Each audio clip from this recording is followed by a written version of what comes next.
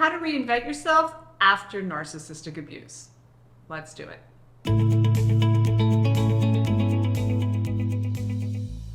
Hi friends, welcome to my channel. If it's your first time here, my name is Tamie M. Joyce. I'm the founder of Tamie M Coaching, and I help women over 40 reinvent themselves after narcissistic abuse, so you can finally live your best life in peace, confidence, freedom, and abundance. So let's dive into how to reinvent yourself after narcissistic abuse. It goes without saying that those of us who have been on the receiving end of empathy-impaired emotional manipulators, who feel entitled to target, exploit, harm, and smear the way the destructive narcissist does, well, to say we've had our self-esteem, our self-image, and our confidence pummeled into the dirt would be an understatement. Even those of us who manage to be high functioning in other areas of our lives pay a serious price in terms of standing still and allowing ourselves to be scapegoated and abused the way many of us have for as long as we have. Now that said, the good news is there is a way out. The detrimental effects of our own untreated codependency and adult-child syndrome, combined with all the harm the narcissistic perpetrators have inflicted, well, that doesn't have to be the end of the story. We can, and frankly, we must rise from the ashes, reclaim our power, and step into a whole new reality. Being victimized at any age does not mean that we have to identify as a victim and, as a consequence, remain in that low vibrational place. There are some very specific things that we can do to literally reinvent ourselves and fully revolutionize our lives after narcissistic abuse. And that is exactly what I want to discuss with you today. Here are 5 ways to reinvent yourself after narcissistic abuse. Number 1, healing and recovery. First, you have to take time to heal. And I mean with deliberate intent. Not just time, no contact, and distance, although they can be helpful, they actually do little to heal the lasting damage caused by narcissistic abuse.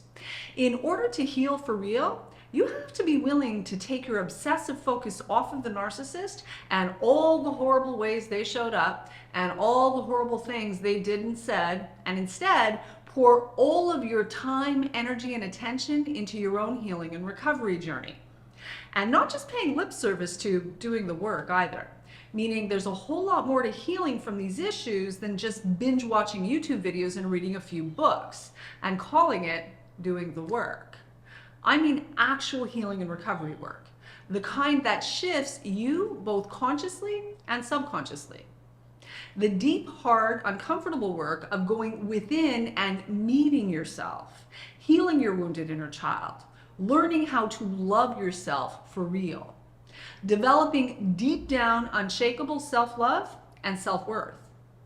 No bypassing, no self-medicating, and no avoiding. Actual excavation of the real issues that brought you into this kind of abusive relationship to begin with. And when you give yourself the gift of doing that work for real, everything changes. And this, by the way, includes taking the time and the space to grieve the losses. The loss of what was, as well as the loss of what never was and never will be. Here's the thing. You cannot sidestep this vitally important work and expect to walk off into the sunset and live happily ever after. It's not going to happen. Rather, all avoiding, self-medicating, and bypassing this much-needed healing and recovery work is going to do for you is cause you to repeat the pattern on autopilot. No matter how much you want to convince yourself you won't, I promise you, without taking the time to heal for real, you will. Remember, nothing changes if nothing changes. Number 2, create a new identity from the inside out. Get clear on your self-image. Who do you identify as? The victim? The survivor? The problem? Although those of us who have been severely narcissistically abused have certainly been victimized, and we've survived people, places, and things that the average human cannot even fathom. In addition, we've been so gaslit and scapegoated our entire lives, it can take us years to disidentify from being the problem. And although all of that may be true, ask yourself what else is true. What else is true is you get to decide not only who you are from this very moment forward, but who you are going to be, whom you're becoming. Deciding exactly who that is and choosing to identify as that new version of yourself is something you can do. It's a matter of choice, simply making the decision.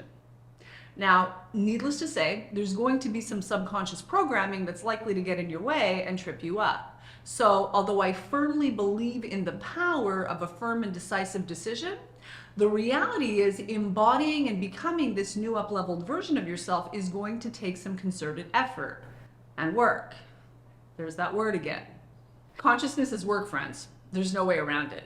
In any event, it's going to take a commitment on your part as you unravel and unpack all the lies you've been fed about yourself over what's likely been decades. Burn that shit to the ground and again, rise from the ashes.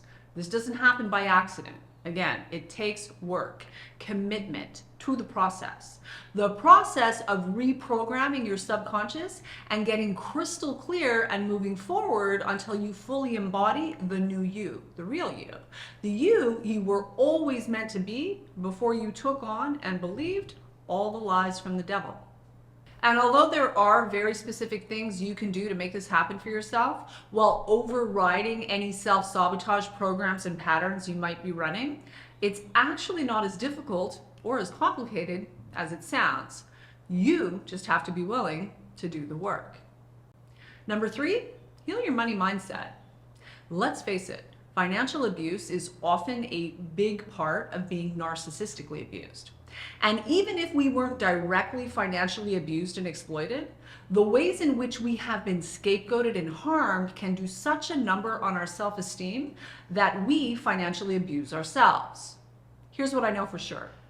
If you want to reinvent yourself after narcissistic abuse, reclaim your power, and step into your highest timeline where you now get to live the affluent, abundant, impactful, happy, harmonious, and peaceful life you were always destined to live, then you've got to heal your relationship with money. You have to start living from a new story where your finances and prosperity are concerned. Heal your money mindset and watch the entire trajectory of your life change for the better as you enjoy more choices, more freedom, more peace, more serenity, and more opportunity. Opportunity to not only enjoy a better quality of life, but also opportunities to be of service, to create impact, to leave a mark, and make a difference.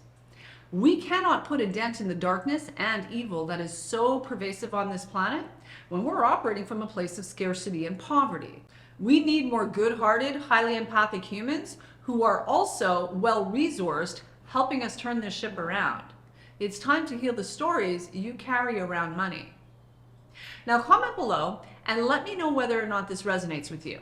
Let me know in the comments section below. Also, if you'd like to learn more about the possibility of working with me in one of my coaching programs, there's a link in the description below where you can apply to see if you qualify for a free one-on-one consultation with either myself or a member of my team. Number 4, become a boundary badass. Having the ability to set healthy limits and boundaries with the difficult people in your life changes everything. Being able to do so with confidence and grace means living your life from a place of emotional and psychological peace, joy, and freedom. It also means being well rested, well nourished, and cared for by you.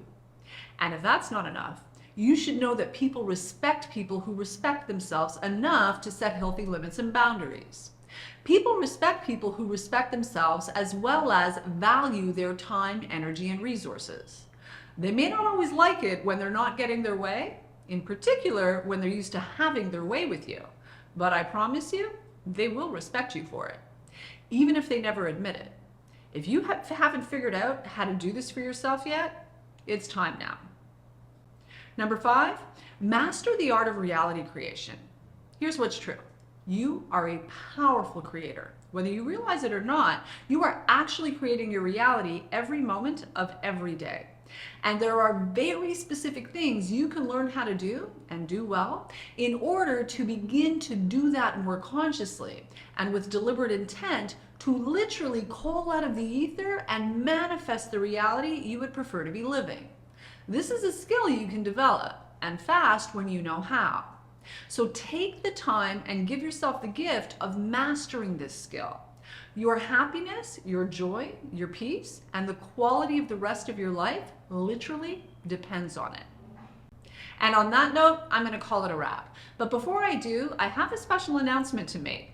You might be interested to know that the Ascension class is launching this spring. I'm so beyond excited to bring you this next level of growth, expansion, and evolution that is this 8-week transformational coaching program.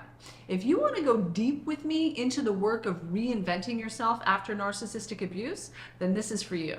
Be sure to click on the link in the description below to see if you qualify for a one-on-one consultation with either myself or a member of my team.